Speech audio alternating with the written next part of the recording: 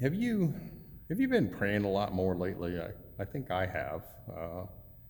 I mean, this time just sucks, and there's so much unknown, and everything seems to change, and you get kind of fearful sometimes, and other times you just want to just run out and be liberated. Uh, it's probably one of the most confusing times and difficult times many of us have experienced, mainly because there's just such a big question mark. So I pray a lot. You know, prayer is a funny thing because I think a lot of times what we think prayer is, well, God, here's my honey-do list for you. And if you're a good God, and I've been a really good person, at least I think I've been pretty good.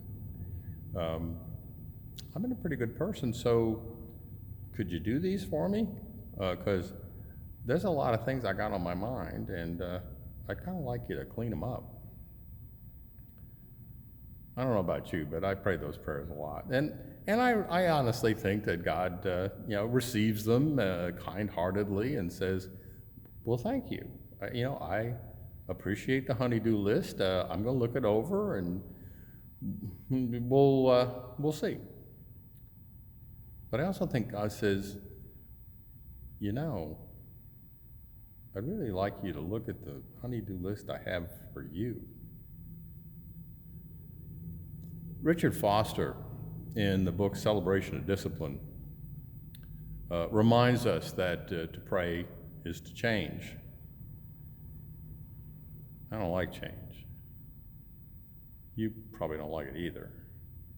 We like our comfort zone, and God, you see, God's honey-do list for me and for you is get out of your damn comfort zone because you're not going to find what you're looking for there. Now that seems counterintuitive, or it seems like God's not a very good God because it doesn't just do what we say. But God says, no, your comfort zone is your God. There's no room for me. When Jesus was in Gethsemane, he was kind of like sweating blood. And a lot of times I think, like, he must have been really praying really, really hard. And I know people will say, pray hard, pray real hard. Like you gotta, if God sees you're like in tremendous sweating blood, God will say, oh, wow, you really like me, so I better do what you say. But no, I think Jesus sweat like that because he received God's honey-do list. And see, Jesus went down kneeling and said, hey, God, what else have you got up your sleeve? I don't want to die tomorrow. And God said, you're going to have to trust me on this. In the end, it's going to be pretty good. And I can't imagine what it was like for Jesus to say, man, could you tell me something else? Could you infuse me with a different sense of direction?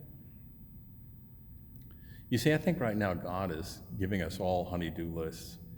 And if I look around me and I look at the world around us, it doesn't really look like we're paying much attention, at least we who call ourselves Christians. I mean, I don't know what everybody else is doing. And I think the reason is that our prayer life is mostly give, but not take what God has to offer for us.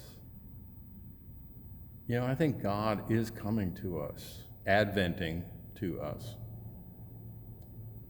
And God is speaking to us, and maybe to the youngest of us, or the frailest of us, or the most oddball of us, or the crankiest of us. I don't know. But he's saying, you know what?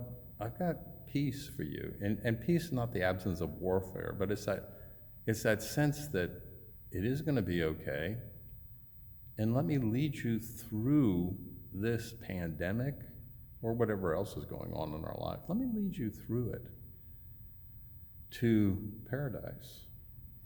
Not when you're dead in heaven or wherever people go, But no, right here. I want to give you that peace that passes all understanding. But it isn't going to be found in your comfort zone. Don't you hate that? I do. I want to be in my comfort zone. And what God's saying is, no, life is going to be found outside your comfort zone. Listen to me. It may be in a dream. It may be in a hunch. Who knows how you're going to get it? But just spend some time and let me, God, percolate. Because I've got some things for you. And, some things for you to do. Some things for you to change. Because you're not going to find me in your comfort zone, and I so much want you to find me. I so much want to have a relationship with you. I so much love you and care for you, and I want you maybe to love me back. And the best way to love me back is to listen to me. So I'll keep praying,